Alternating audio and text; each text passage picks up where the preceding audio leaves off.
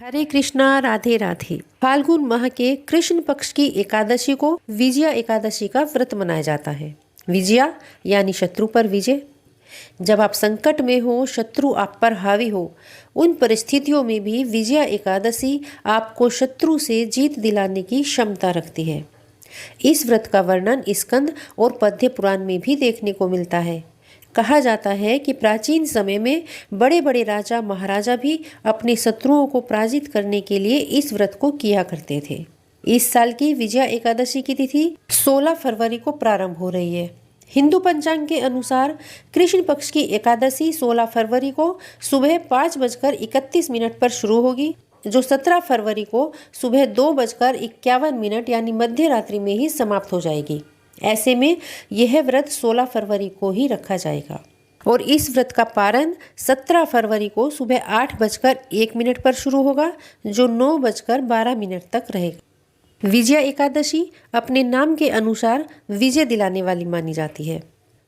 इस एकादशी की व्रत के प्रभाव से व्यक्ति को हर काम में विजय और सफलता की प्राप्ति होती है। माना जाता है कि जो कोई भी इंसान विजया एकादशी के दिन सच्ची श्रद्धा भक्ति के साथ पूजा व्रत करता है, उसे हर काम में सफलता प्राप्त होती है। एकादशी का व्रत भगवान विष्णु को समर्पित होता है और इस बार एकादशी का यह व्रत गुरुवार को पड़ रहा है और गुरुवार का दिन भी भगवान विष्णु का ही माना जाता है, इसलिए इस एकादशी का और भी खास महत्व हो गया है। विजया एकादशी पर भगवान विष्णु को पीले वस्त्र, पीली मिठाई और पीले फल अर्पित करें और श्रद्धा पूर्वक श्री हरि का पूजन करें। इस दिन उपवास रखना बहुत ही उत्तम माना जाता है। अगर आहार ग्रहण करना ही है तो बिल्कुल सात्विक आहार ग्रहण करना चाहिए। इस दिन प्याज, लहसुन, मांस, अंडे, अन्य तामसी आहार और मसूर की दाल का सेवन नहीं करना चाहिए। एकादशी के दिन चावलों का सेवन भी पूरी तरह वर्जित ही रखना चाहिए। तो आइए अब सुनते हैं विजया एकादशी का महात्म्य। युधिष्ठिर बोले, हे कृष्ण, फागुन कृष्ण एकादशी का क्या नाम है? आप कृपा करके मुझसे विस्तार पूर्वक इस एकादशी के बारे में कहिए। श्री कृष्ण बोले, हे राजन, इसका नाम विजया एकादशी है। यह व्रत करने वालों को सदा विजय देने वाली है, पापों को हरने वाली है। इस व्रत की उत्तम कथा को मैं तुमसे अवश्य कहूँगा, इसलिए ध्यान पूर्वक इसे सुनो। जब श्री रामचंद्र जी ने वनवास के समय सीता और लक्ष्मण के साथ पंचवटी में निवास किया तो सीता को रावण हर कर ले गया।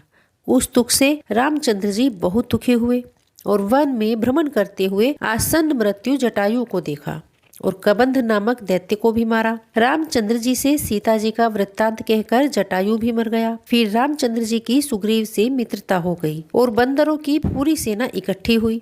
फिर हनुमान जी ने अशोक वाटिका में जानकी जी को देखा और राम जी की अंगूठी सीता जी को देकर बहुत बड़ा काम किया और फिर लौटकर सीता जी का सब वृत्तांत श्री राम को सुनाया।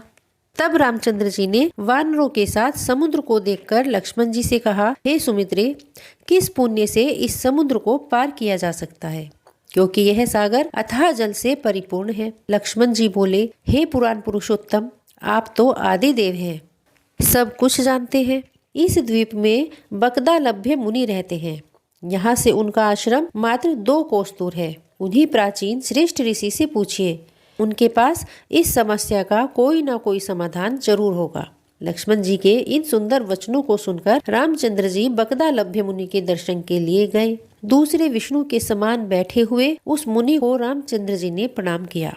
तब रामचंद्र जी को भगवान विष्णु का अवतार जानकर वह मुनि समझ गए कि अवश्य ही किसी बड़े कारण से श्री नारायण ने यह मनुष्य देह धारण किया है। और फिर वह ऋषि बोले, हे राम, तुम कहाँ से आए हो? रामचंद्र जी बोले, हे मुनि, मैं लंका जीतने आया हूँ। आप कृपा करके मुझे इस समुद्र को पार करने का कोई उपाय बतलाइए। मुनि बोले, हे राम, मैं सब व्रतों में उत्तम व्रत तुमसे कहूँगा, जिसके करने से तुम्हारी शीघ्र ही विजय हो जाएगी और राक्षसों सहित लंका को जीतकर विशेष कीर्ति प्राप्त होगी। तुम एकाग्र मन से इस व्रत को करना। फाल्गुन के कृष्ण पक्ष में विजया नाम की एकादशी होती है। उसका व्रत करने से तुम्हारी जीत अवश्य होगी। इस व्रत की विधि को ध्यानपूर्वक सुनो। दशमी के दिन मिट्टी का कलश बनाएं, स्तंडित के ऊपर प्राप्त धान्य रखकर उसके ऊपर जल से भरा कलश रखे। उसमें पंच पल्लव रखकर कलश के ऊपर सकोरे में जौ रखे। उसके ऊपर नारायण की प्रतिमा स्थापित करें। एकादशी के दिन प्रातःकाल स्नान करें, विधि पूर्वक पूजन करें और फिर व्रत पूर्ण होने पर मूर्ति समेत उस कलश को विद्वान ब्राह्मण को दान दे दें। हे राम, इस विधि से सेना समेत यत्न पूर्वक इस व्रत को करो, इससे तुम्हारी विजय शीघ्र होगी। मुनि के इन वचनों को सुनकर प्रभु श्री रामचंद्र जी ने श्रद्धा पूर्वक इस व्रत को किया और इसके करने से रामचंद्र जी को विजय प्राप्त हुई। हे युधिष्ठिर, व्रतों में प्रमुख व्रत नवरात्रि, पूर्णिमा, अमावस्या और एकादशी के होते हैं और उनमें भी सबसे बड़ा व्रत एकादशी को ही माना जाता है। एकादशी पर भगवान विष्णु की उपासना होती है। एकादशी का व्रत करने से भयंकर विपत्तियों से भी छुटकारा पाया जा सकता है और विजय एकादशी पर भगवान विष्णु की उपासना करने से बड़े शक्तिशाली शत्रु को भी परास्त कर सकते हैं। यहाँ तक कि एकादशी का व्रत रखने से ग्रहों के असर को भी बहुत कम किया जा सकता है। एकादशी का व्रत करने से चंद्रमा के बुरे प्रभाव को भी रोका जा सकता है। विजया एकादशी व्रत महात्म्य कथा समाप्त होती है। बोलिए श्री नारायण भगवान की जय। बोलिए एकादशी माता की जय।